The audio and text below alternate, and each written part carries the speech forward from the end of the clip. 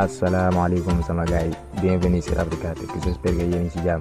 bon sama gars yi tey dama leen a bëggoon a leeral lan mooy principe Africa Tech bon dafa nekk benn chaîne YouTube boo xam ne dañ ko jug créer ko pour jàppale suñu mbokki africain yi ci développement technologique maanaam lépp loo xam ne yow yaa ngi jàpp ne da nga ko war a xam wala yaa ngi ko ignorer ci téléphone parce que téléphone dafa compliqué internet dafa compliqué donc loolee tax nag Africa Tech ay jeunes jug créer ko pour jàppale leen ba fépp foo xam ne yéen a ngi fay dugg da ngeen ko xam boo leen seetloo suñu groupe bu WhatsApp Africa Tech